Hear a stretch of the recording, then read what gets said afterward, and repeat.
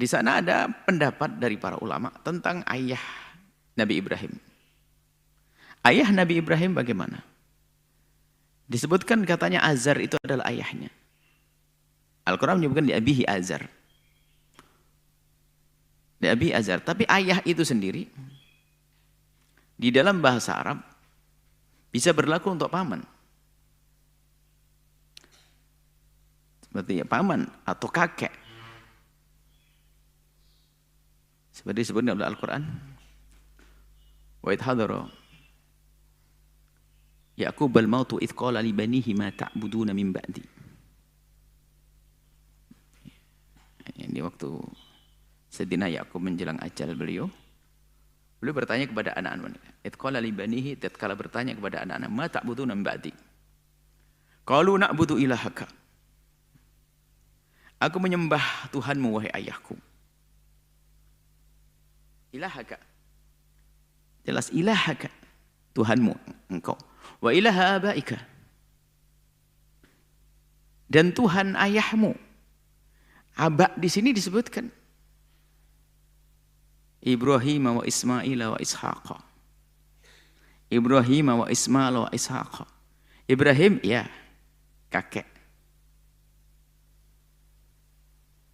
Ismail bukan. Ishak ya ayahnya. Ke atas. Ishak. Jadi pamannya pun Ismail dianggap sebagai ab.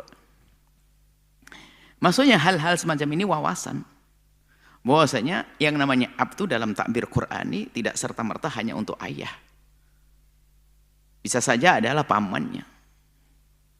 Kemudian dalam Al-Quran tentang disebutkan waktu Nabi Ibrahim berkata li abihi Azar. Kalau memang ayahnya, kenapa harus pakai Azar? Abihi sudah cukup. Yang jelas di dalam hal ini ada perbedaan para ulama di dalam memahami tentang Azar. Sebagian mengatakan Azar adalah benar. Adalah ayah Nabi Ibrahim, yang dia adalah pembuat berhala. Tapi sebagian mengatakan Azar nama berhala. Kemudian sebagian mengatakan Azar bukan nama ayah Ibrahim, Nabi Ibrahim. Khilaf dalam hal ini. Kita tarik ke belakang, ke bawah. Kepada baginda Nabi SAW. Yang mereka berpindah dari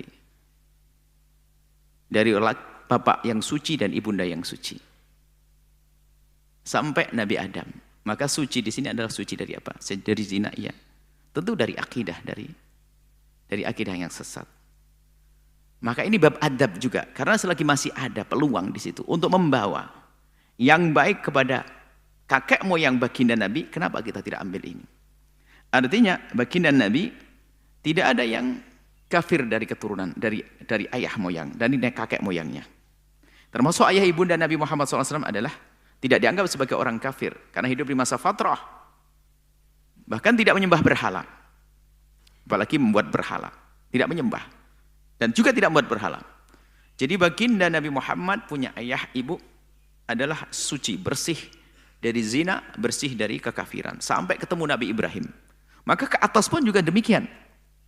Maka ini sangat sesuai dengan adab bahwasanya Azar bukan ayah Nabi Ibrahim alaihissalam, akan tapi bisa dimaknai pamannya. Karena selagi masih ada peluang untuk memberi makna paman. Tidak harus kita memaksakan Azar adalah ayah Nabi Ibrahim. Berarti ayah Nabi Ibrahim adalah kafir. Berarti nasab mulia Nabi terputus di sini pada kekafiran.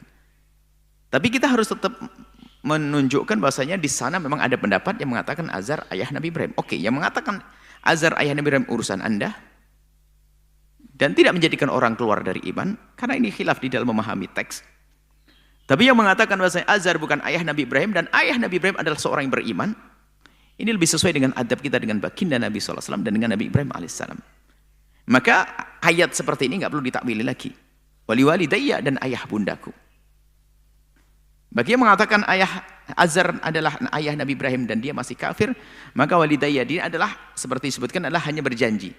Nabi Ibrahim berjanji untuk mendoakan ayah ibundanya, ayahnya ternyata terbukti ayahnya masih belum iman, maka tidak didoakan. Ini ada penerangan para ulama juga. Jadi hal ini masih ada dua pendapat. Kita harus sadarkan bahwasanya ada dua pendapat yang mengatakan bahwasanya Azar adalah ayah Nabi Ibrahim dan Azar bukan Nabi Ibrahim.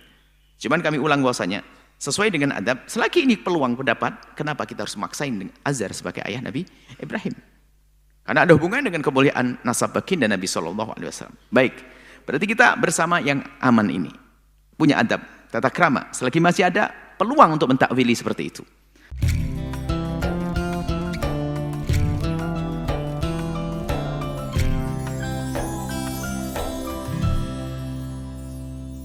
Sahabat Al-Bahjah TV, setelah menyaksikan video ini, jangan lupa bersolawat kepada baginda Nabi Muhammad. Shollu ala Nabi Muhammad. Allahumma sholli alaihi wa ala alihi wa sahbihi.